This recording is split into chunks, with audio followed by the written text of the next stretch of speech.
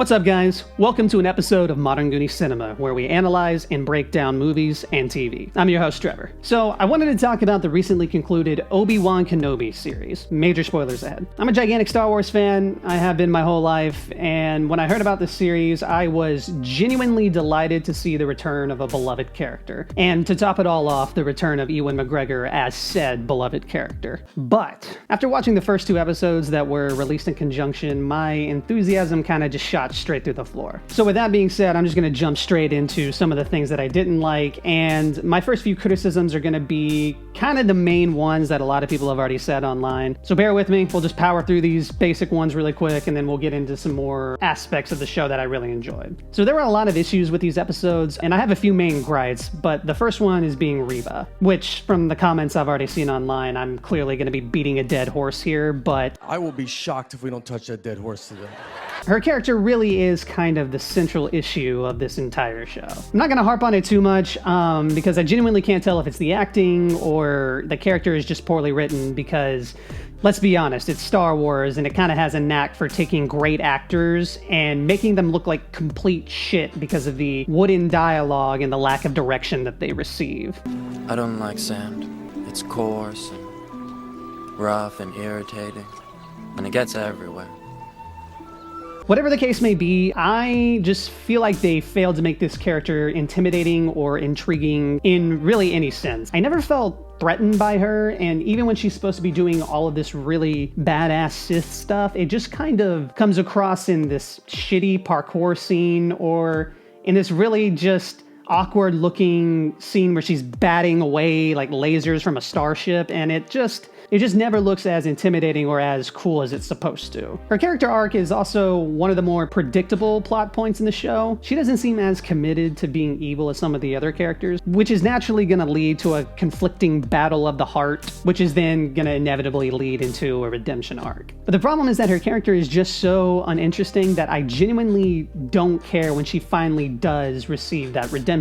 Like, why did we need this? How did this really serve the story of Obi-Wan? I also hate that Leia is in this, and it's not that the child actor is bad necessarily. It's more that I hate that this 10-year-old girl speaks like a grown adult, and something is just really off-putting about a super wise child. I've never been a big fan of that trope. It also just kind of comes across as the writers beating me over the head with, this is Leia, she's been strong and wise her entire life. Do you get it, huh? Do ya? And since I'm a fan of beating dead horses, I briefly gotta mention the chase scene. I mean, because it really is just probably one of the worst things I've ever seen in Star Wars. I think we're here to move that dead horse is what I think. No one can seem to catch this 10-year-old girl who can barely even run. Like, she is not fast at all. And when she runs under a branch, it just completely stumps this kidnapper. I also don't like that this plot centers around Leia because I just feel like there could have been something else much more interesting that happened in Obi-Wan's entire 20-year exile. Rather than rescuing a child who happens to be one of the 3 important people in the entire galaxy that we're gonna see in a bunch of movies and plot lines to follow. So kind of phasing out of some of the bad stuff, here comes episode 3. And this is where you finally get to see Vader again, and that is always something that is very entertaining. But I quickly realized that this is really the only thing that the show has going for it. I'm bored out of my mind for almost every other interaction that doesn't have Vader in it or have Vader and Obi-Wan coming face to face again in some measure. I honestly can't tell you anything else that happens in these episodes because none of them do anything inspired or attention grabbing. We spend a lot of time with this sort of rebel alliance. They need to get a group of people to safety, away from the clutches of the Empire. So basically shit that we've seen like 1,000 times already. So I'm not really going to go into depth on any of that aspect of the plot. I'm just going to jump straight into the last episode. Episode 6 of this series is pretty amazing. I honestly can't lie to you. Seeing Obi-Wan and Vader face off again in a proper rematch was incredible. But they don't stop there. They show you what is, in my opinion, one of the most emotional scenes in all of Star Wars. Obi-Wan gains the upper hand on Vader and splits his helmet to where you can see part of Anakin's face. And Obi-Wan, in horror and sorrow, speaks to Anakin and he apologizes. I'm sorry. I'm sorry, Anakin. For all of it. You can just really feel the raw emotion of the scene, and you can tell that Ewan McGregor is just giving it his all. And this is where Anakin responds to Obi-Wan, and his voice is kind of phasing in and out between Anakin's natural voice and the machinery of Vader's voice. I am not your failure, Obi-Wan. You didn't kill Anakin Skywalker. I did. And you can tell when he says that it's more Anakin than it is Vader. It's like the last moment of decency that Anakin can give is to give Obi-Wan this moment of closure. But then just as he gives Obi-Wan this moment of closure, his face is engulfed by the red glow of his lightsaber, and he then tells him that he's going to destroy him. The same way I will destroy you.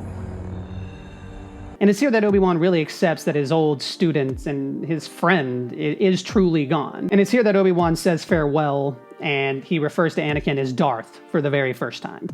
And my friend is truly dead. Goodbye,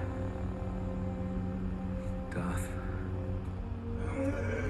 And I can't lie, this scene was actually very emotional for me. I mean, I actually teared up a little bit whenever Obi-Wan was apologizing to Anakin, because you can tell that it just really breaks his heart to see his old friend like this. You know, all that time spent as the shell of a man that's been hiding in the desert, having nothing but time to reflect on his biggest loss and regret in life. And here he is, he's staring him straight in the face, and he's forced to reconcile with a past that he desperately wants to be absolved from. I mean, it was honestly just beautiful. I feel like it added so much between their dynamic. That was something that was really fulfilling for me, because I have personally always had a very hard time as seeing Anakin and Darth Vader as the same person. They always just feel like two very distinct, different people. So it's always hard for me to see Anakin in that suit of metal. But this scene really deconstructs that, and it shows the audience and Obi-Wan alike that Anakin was a man led astray who is now doomed to this hell of being trapped in this machine. I also really like that Obi-Wan refers to him as Darth as he walks away, because it was always a strange little plot hole that he refers to him as Darth in the original Star Wars, because we know from later watching the prequels that Darth is more of a title than it is an actual first name. But this seems to kind of mend that a little bit, or at least call attention to it, which is something that I really appreciate. Goodbye, Darth. You can't win, Darth.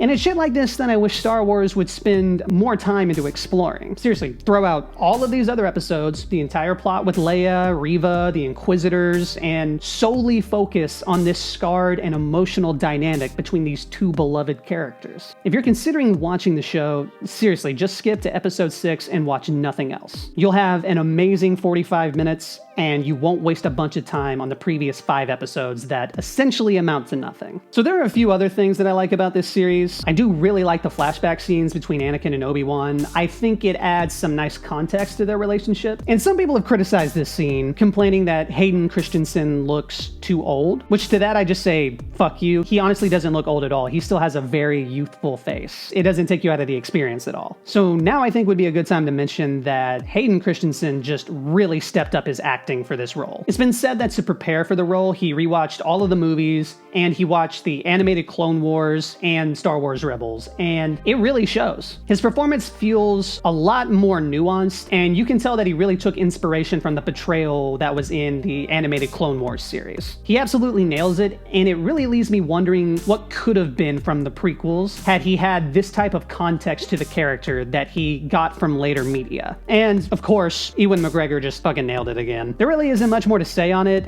He just gives a great performance throughout, which is no surprise from the man who single-handedly carried all of the prequels. There are a few other scenes that are really cool. The main one being where Darth Vader stops a starship mid-takeoff and then proceeds to violently dismantle it. When my roommate and I watched that scene, we were fucking losing our minds by how powerful it was. So it was really cool to see. And the battle between Vader and Reva, where he's essentially just fucking with her with the Force and he's not using his lightsaber at all, pretty cool. But while there were some really cool battle and Force scenes, there just wasn't much substance in this entire series. It was a mediocre and generic Star Wars story that kind of just felt like a side mission you'd play in a video game after you've beaten all of the main quest and everything else interesting has already been done. This series lacks anything original, and unfortunately this even applies to my favorite scene of the entire series between Obi-Wan and Vader. Seriously, look at this. It's just stolen from Star Wars Rebels. I mean, they did the exact same concept. Ahsoka. Anakin. Anakin. I won't leave you. Not this time. I'm sorry, Anakin. For all of it. Then you will die. You didn't kill Anakin Skywalker. I did. The same way I will destroy you.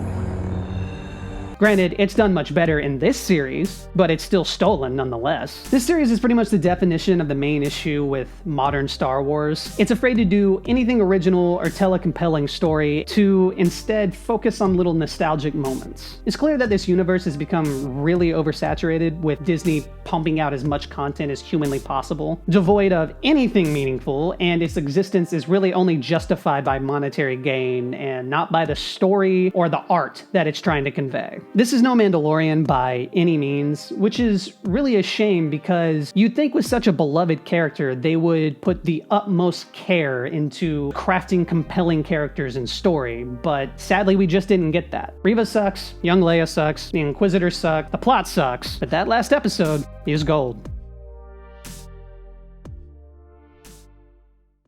Thank you guys so much for tuning into this episode. This was the first of its kind. We think we're going to keep doing it for a little bit. It just kind of depends on what you guys think of it. And if it's something that you guys like, then we'll keep it going for the foreseeable future. Thank you guys so much, and we'll see you next time.